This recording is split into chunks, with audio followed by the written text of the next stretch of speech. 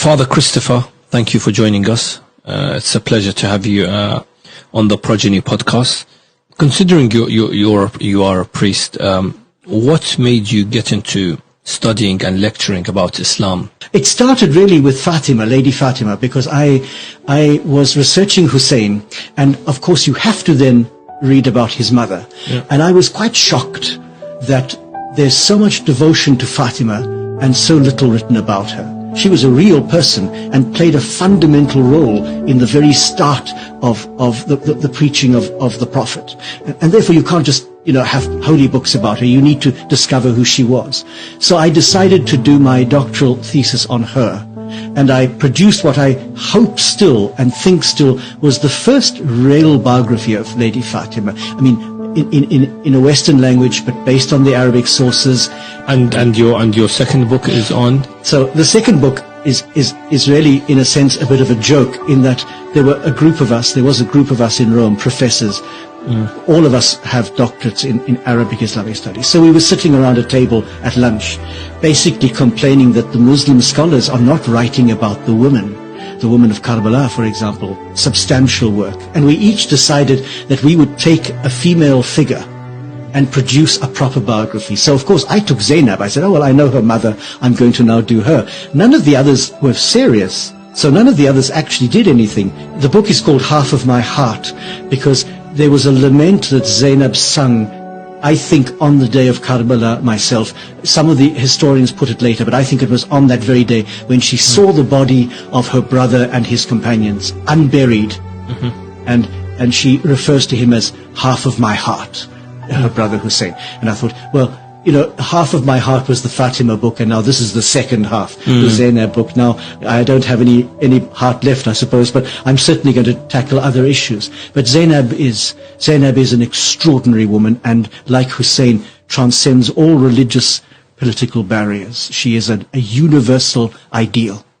She intervenes a number of times, I think 3, on the battlefield. And she's described, so I mean, I go into quite a lot of detail because I'm very moved by this. She's described in the days leading up to Karbala as quite distressed. She hears the enemy army coming and she breaks down. She hears Al-Hussein making this lament about tomorrow so many will be dead, and she breaks down, saying that he's had a vision of his own grandfather saying, you are coming to us, and she breaks down. So she's quite frail and fragile on the eve of the battle. But on the day of the battle, there's a remarkable change, and even the Sunni authors record that she looked like the sun rising as she came out onto the battlefield. And 3 times she walks out of the women's tents right into the middle of the fighting, one to intervene when her nephew is killed. So Ali, the oldest of Hussein's sons, is killed. A second time she comes out to chase after this little boy at Hussein's command, and she can't catch him. He's too fast for her because he wants to fight with his uncle. And a third time she comes out to challenge the men killing Al-Hussein. And it's this famous challenge where somebody as terrible as Umar bin Sa'd turns away and weeps because he's challenged by her, and he knows that he's So in that sense, she is of great importance, but even more important after the battle, because, and this is where I get into trouble, because she was for a short time the leader of the Ahlul Bayt. There's no doubt about that. Young Ali bin al-Hussein was much too sick to function immediately after the battle, and his life, in fact, is saved twice. She saves his life later on in the court of when they're before Ziyad, but that's later on. It's that period of days after Karbala, from the journey between Karbala to Kufa to the court of Yazid, to Damascus. That period, however long it was, and it's difficult to know how long it was, when they were being interrogated and ill-treated, she was the pole around which everything revolved. Absolutely. And there's a particular moment where her nephew, Ali bin al-Hussein, says to her, be quiet now, let me speak. And that for me is the moment when he takes his place as Imam. He's Imam, but when he actually takes his place and takes over leadership of this group. But until then, it is Lady Zeynep.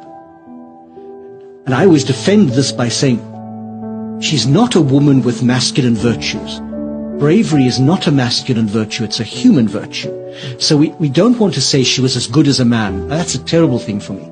She was an extraordinarily powerful woman who betrayed all the great virtues, by betrayed I mean showed forth all the great virtues that are equally right in women as in men. Bravery, courage, the ability to speak with great articulation against injustice. And in a sense, she functioned as the leader of the House of Islam. Now, I mean, of the Ahl